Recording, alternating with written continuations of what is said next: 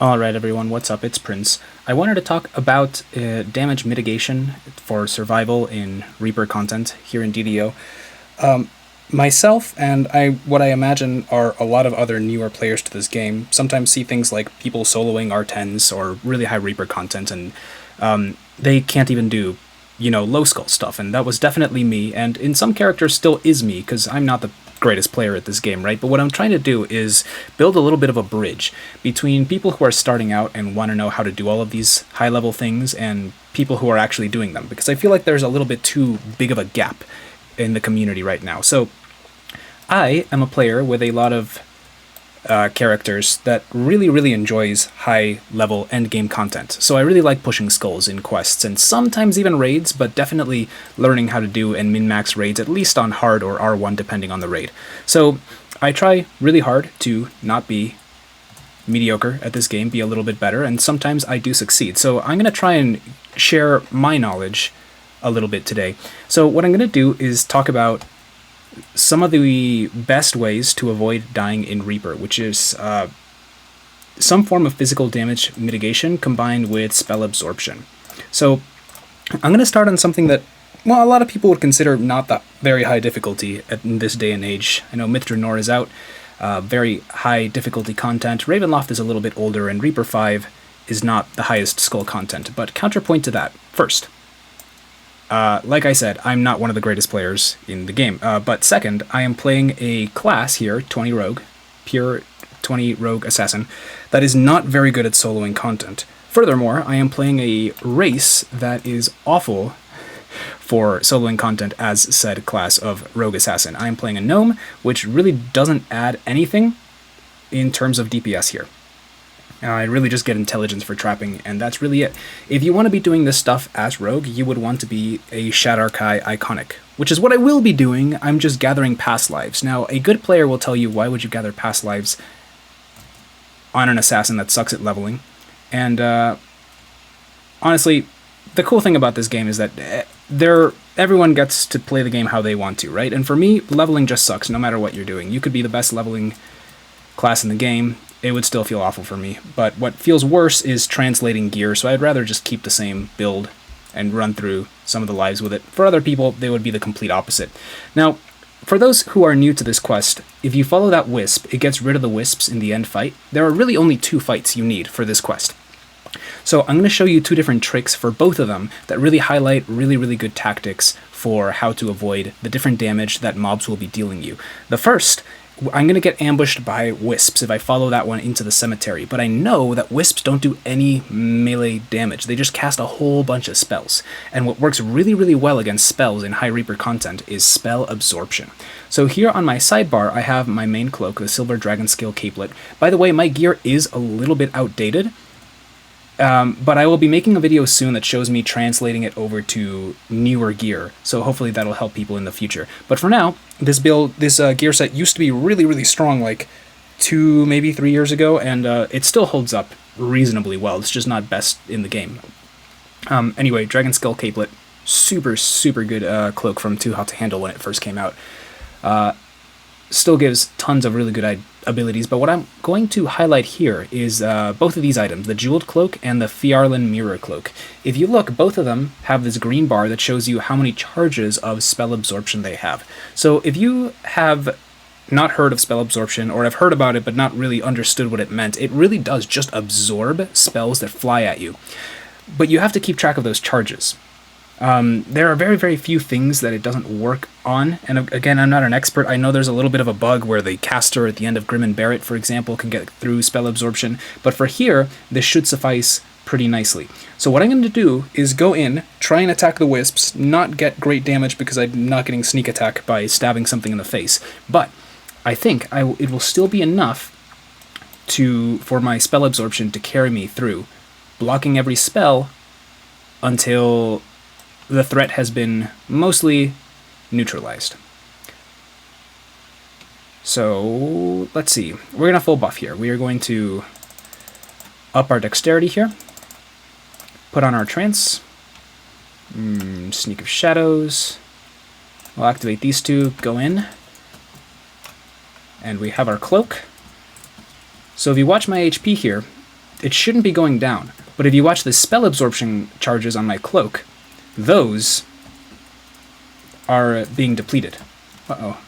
That Reaper's kind of messing up my tutorial here. But this is something you have to prepare for in High Reaper, and luckily I did in the form of my daggers, which you guys will be able to see when I showcase my gear in a different video. But for now, just chop chop at the wisps. My HP was basically never touched, and the charges on my jeweled cloak went down to 0. Uh-oh, here he comes again. There we go, not a problem. The Gold Curse Dagger takes care of these, no problem. Yeah, one of the problems with Rogue is that when you solo High Reaper content, with the exception of red names like Doom Reapers and bosses, crowd control is your best friend. And when it comes to Rogue, your crowd control options are not very strong. Sure, you could put a lot of effort into Sunder charges to get your Consecration to cower things, but that's not what I did.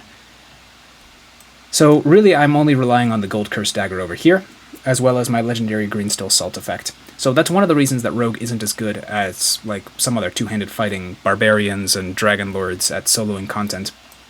But even so, I'm still slaughtering Reaper 5 into the mists, which, like I said, not a big accomplishment in this day and age. But, you know, some people would find this very, very difficult. And what I'm trying to do is show people some of the tips and tricks that the better DDO players use in this game. So quest knowledge comes in handy, right? Because then you know what you're going to need for a certain situation. Now that I've fought the wisps, I know that they are not going to fight me here. So I don't need spell absorption. I can be back on my regular cloak. What I do need is some sort of damage mitigation. I know that I'm going to fight one red-named Scarecrow, and later I'm going to get multiple wolves. So I might do a little bit of a dagger switch. Pain and Suffering are what I use against bosses. They have my 4-piece Shatter device, as well as Vulnerability and LGS Ooze, which are further debuffs, and these crowd control doesn't really work against red names, but it does work nicely against the wolves. So we'll see what I do there. But really, I just want to stop as many hits as possible that are going at my HP bar. My healing is going to be greatly reduced, and all I have is really Consecration here. That's about it. So I can't rely on healing very much. So what I have to do is make sure that I either pad my HP total, which I don't really have access to. If you're a barbarian, you can use things like Blood Feast and Blood Tribute and stuff like that. Rage. What I have to do is boost up my avoidance chances. So I don't have displacement here in avoidance, which would be under concealment. I'm at 0%. Now it does get debuffed by 5% for every Reaper Skull, but it stops getting debuffed after 25%, meaning if you put on displacement, like here with my Eternal Flask, I will still have 25% concealment bonuses, even on all the way up to Reaper 10, which is really, really nice. If you don't have one of these, they are purchasable with Mysterious Remnants every time there's a Monster Hunter week. So if you look out for that, they don't happen too often. I'm thinking like maybe twice per year. That kind of rate is what we're looking for, and you need 10,000 Mysterious Remnants. So if you're a new player, that's not cheap, but if you've been around for a while, you'll probably have those. There are not a lot of other things you can buy with them. Of course, some of them are these potions of lasting stats. But for today, we are going to turn that on. I have two other much more powerful forms of damage avoidance. One of them comes from this hat, the Hood of Unrest, which gives a buff called Moves Like the Night. It gives a 50% festive bonus that stacks with everything in the game that I know of to dodge, and it ignores your dodge cap, which is fantastic, because currently my dodge, being pretty high as a rogue, is 32%. And the reason it doesn't get higher, because if you look up in this window, it says max dex bonus 34, but I don't hit 34 dodge because I'm being capped by the maximum dodge cap, which is also 32%. Being able to ignore that means I'm going to shoot all the way up to 82%, which is really, really strong. But it only lasts 25 seconds. That's actually not too bad. So the second defense that I'm going to use here is improved uncanny dodge. I get this from having a lot of rogue levels, and what it does is when I turn that on, I get a 50% dodge bonus that ignores dodge cap. It doesn't say that it ignores dodge cap, I think, but it does. So this is another very, very good ability. So I practically have both of them. So this one, you can get it by being rogue or barbarian, or I think one of the swashbuckler trees gives you at least Uncanny Dodge, if not improved Uncanny Dodge. You can also get it out of the Inquisitive tree. So the trick is to understand exactly where your survivability is going to come with each class. You have your stationary survivability. I have my physical resistance, how high my HP goes, where my heal amplification gets to, what my dodge chance is, but then you have your burst survivability, if you know what I mean. Like you're going to face something really deadly like a red name, and they're going to come at you and they're going to be tough to bring down, which means you're going to have to survive them for a while. And that's where things like this hat and improved Uncanny Dodge come from. I don't think I mentioned that the Hood of Unrest comes from the Halloween event. So you can farm one of these out during Halloween. It's kind of a pain in the neck, in my opinion, but a lot of people are running it, so if you can just find a group, gather some chocolate, gather some keys, go do some of those quests, it wasn't that expensive of an item. I think I just don't like events. I'm boring. Anyway, so we're going to turn on Boss Daggers. I'm going to turn on my Eternal Flask of Displacement, because that's the one that lasts the longest. I'm going to switch preemptively to my hat, and once I hear the Dungeon Master's call there, I'm going to turn it on, switch back to my regular hat, very important, and start wailing on this guy. I forgot to trance, I'll do that now. Whoops, and there are the wolves, but as you can see, my HP is still really, really healthy, and the reason is because they can't get past this 80% dodge, which is a massive, massive number. Consecration ran out, no big deal. There's a Reaper trying to crash the party, also no big deal. He's caught in the gold yet again. These wolves are moving super slow because of the salt debuff. That wolf has died. I can switch back to... Okay, now the dodge has run out, so I'm going to hit Improved Uncanny, go back up to 80% dodge. Just when this guy thought it was over, he could finally hit me. Turns out you cannot. I'm going to execute him here. And we're done.